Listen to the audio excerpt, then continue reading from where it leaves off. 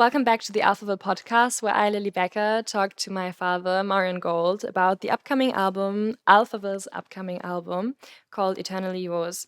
And in this episode, I don't want to talk to you about a specific song, but I would like to ask you some personal questions about your life, which I find very interesting, and I hope some other people also do.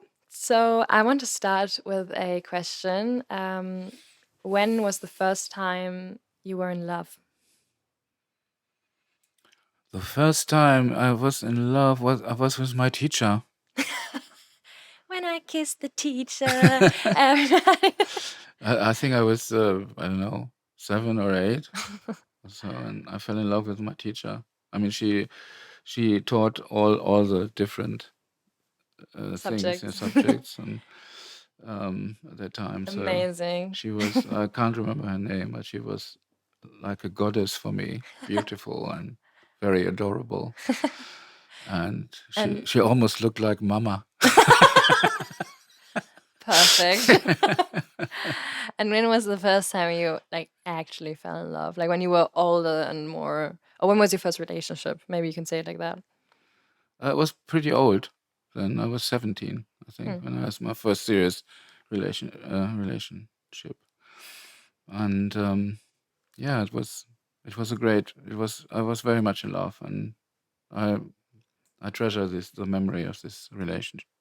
However, it didn't work out, right? Otherwise, No, it didn't. I wouldn't be here. Like many other relationships after that. But it was not always my fault. And how did you deal with, I mean, I'm pretty sure sometimes when you broke up, you felt sad. And how did you deal with heartbreak? It was terrible. It was really terrible. It was the end of the world for me. It was like I felt so small and miserable. It was the worst experience in my life, and I was heartbroken. It was really terrible. And it lasted quite long. It took me time to get over those situations, and I had a couple of other love stories in that time, but it wouldn't help very much. And so it didn't happen very often, but it happened like 3 or 4 times in my life that I was really, really, really very heartbroken. Oh. And do you sometimes, I mean, I'm sure you write about your heartache as well, right? You write songs, you write lyrics about it. Mm-hmm. And how do you, quite a few, right? Yeah, but most of those songs are quite sarcastic. Because I mean, it's like I write about my own feelings, and I know that when you have heartache, you think you're the navel of the world. Everything is you're in the middle of it, and in the middle of all the terrible feelings that you have, and the whole world is turning from you, but you are the center of all this, and it's somehow ridiculous. You're taking yourself much too serious, and after a while it will getting better. It will getting better. It's getting better all the time. Yeah. And so when I write songs about it, I write songs like "Wish You Were Dead" or songs like that. Nice. Which they tell about my heartache. And is there actually a song that's out that's called "I Wish You Were Dead"? It's wishful thinking. I mean, we there was a single from Salvation, the first single from Salvation, and the record company said we can't release a single with that title, "I Wish You Were Dead." So please give us another title for the song. So I said, okay, then it's wishful thinking. Nice. But the chorus goes exactly like that, Sometimes I wish that you were dead. That is because I love you so. I mean, this is, it's so contradictory, isn't it? Yeah. And it's like it is this this contradiction of feelings, and there's not much logic involved, and it's such a ridiculous thing in a way. Hard takes. Yeah, love is just a Love is a huge. comedy, like we said in Sounds Like a Melody. It's a tragedy, it's a comedy, Yeah, it's all these things at the same time. a lot of stuff you can write about. And what would you say are the most important lessons that you learned in your life? There's nothing you can have twice. Damn. Okay. Yes. And what song on the album are you most looking forward to? To play or sing, perform, to hear again. To hear played by an orchestra live. Live. I would probably Eternally Yours, actually, the title track. Because it is yeah, I mean, there's a reason that it's the title track. I think this is not I think, but this is the only track that I wrote especially for this album, for this purpose. All the other songs have been written before Eternally Yours, but Eternally Yours is the song that, yeah, puts it all together, all the pieces, and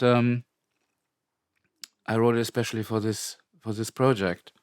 So yeah, I'm looking very, very much forward in performing this song, because it will be the first time that we will perform the song, and we will performing right away in this grand orchestral symphonic shape, and it will be a great moment for me. Yes, there are a lot of incredible, like all the venues are really beautiful. It's Yeah, gonna yeah. be, It's also the setting of the venues and everything. yes. It fits so perfectly.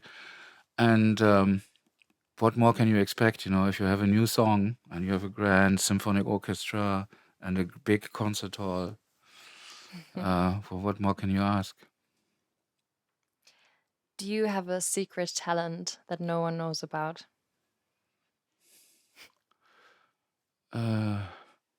I can dance. You can. Is that so? Really? Yes, in my little world, I can. Tell us about Nostradamus. Oh, Nostradamus, this is a very tricky subject.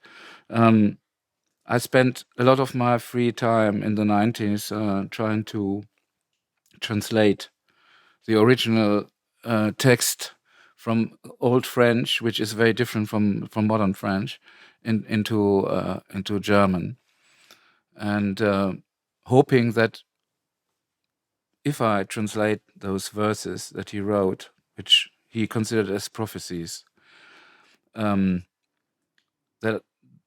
I would get a new understanding about it. And I did that really for quite a long time, parallel to my musical career, although these two things seem to be very contradictional. And you even managed to encrypt some of those. Yeah, this guy was also a bit like a charlatan, I think. I don't think that he was a real prophet or whatever. So one of the verses is it deals in a very dramatic thing. Somebody gets poisoned and whatever. But when you translate it very, very carefully, and you know the background of all those old French words there, you find that it's nothing than a recipe for a cake. And I'm pretty sure that this is the right interpretation of this verse. So if you find a verse like this, there might be probably also many others which are also deriving also from kind of sardonic humor, that this guy had. Let's keep the people guessing.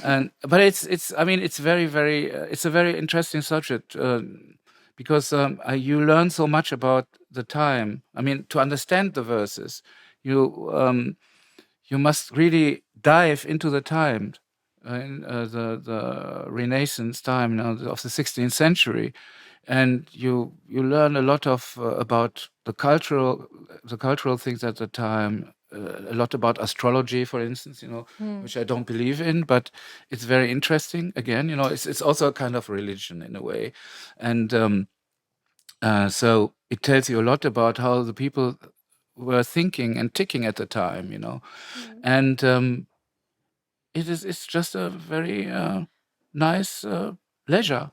Would you also say that your Alphaville inspiration kind of came from the work or the stuff you learned while studying Nostradamus? Yeah. I think that a few of the songs were really influenced by, say, symbols or fantasies, of this guy. He seemed to be a quite interesting person, and I visited many of the places where he used to live and where he used to work at the time. A question that comes to my mind is it's like a famous question, but if you consider the table and you can sit at the table with, I don't know, 5 people Oh God. who have who have ever lived on this planet, who would it be? Would it be Nostradamus? Would he be one? He would be in a Let me guess. closer Let me guess, circle. and you just say yes or no. Okay, Nostradamus. Kind of. No, just David Bowie. no, definitely not. No. No, I don't want to be disappointed. No, it's just because I mean That was so dry. I was like, I don't want to be. it's just like Bowie is a complete hero for me. I know. He, as a real person, he can only be disappointed because I have such a high opinion about him, and no regular human being could fulfill these expectations I guess of mine. it's kind of like growing up. Like when you're a child, your parents are heroes and superhumans, and then when you grow up, you start to realize that they are also just humans and that they also make mistakes. So I feel that what you just said. I don't know. Jesus? Would you like to talk to Jesus? Yeah. I think so, right? Yeah. So it's Nostradamus and Jesus and Mendelssohn? Or is that the same as with David Bowie? Actually, when I was thinking about it, Mendelssohn was the first person that came into my mind. That I would really love to meet this guy. What about Buddha? Do you have any connection to that? Buddha? Mm-hmm. No, I wouldn't be in. I mean, if I had only a choice for one person, Buddha would not be in the first row. Who would it be then, the other two? Jesus would be interesting. I mean, yeah, I would like to meet this guy if he ever existed. So Jesus, Mendelssohn, Nostradamus. That's enough. That's enough. Yeah. That's enough to talk about while at a dinner party for a lifetime, and probably more. More, yeah.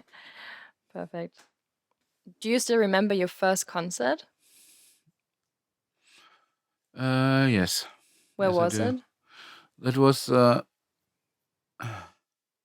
it was a festival, and Alphaville didn't exist at that time. I had my girlfriend at the time. She had a connection to a band that played on the festival, and the guitar player came up to her and said, "Hey, I know that your boyfriend, he's a good singer, and our singer is he's not his voice is a little bit fucked up. He wants to sing a song with David Bowie. What's the name? Suffragette City. And but he cannot do it. Could your boyfriend probably do it?" So it was Ariana. Ariana came up to me and said, "Hey, you can sing a Bowie song." I said, "Yes, I can sing a Bowie song. Yeah, with this band, on the festival." And I said, "Yeah, okay, I do it." So we went behind the stage, and I never had been on stage before in my whole life, or singing or performing or whatever. It was just like in the first idea, I can sing a Bowie song on stage. Great. Suffragette City. Yeah, I know the lyrics, everything fine. And then while I was climbing up the stage, I felt a little bit insecure. And then the show started, and then they started playing Suffragette City, and the guitar player said, come on stage. So I went on stage behind the microphone, and at that moment where I stand behind the microphone, I had forgotten the whole lyrics.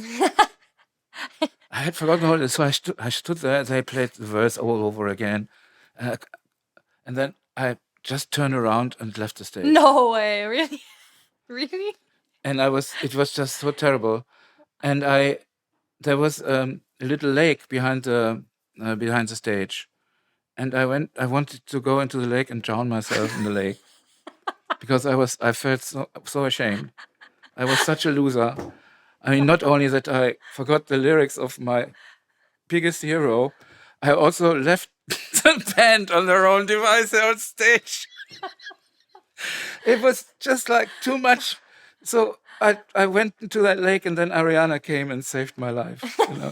It was really like that. So after that, I said, I will never, ever walk on stage in my life again. No. Well, I'm glad you did. As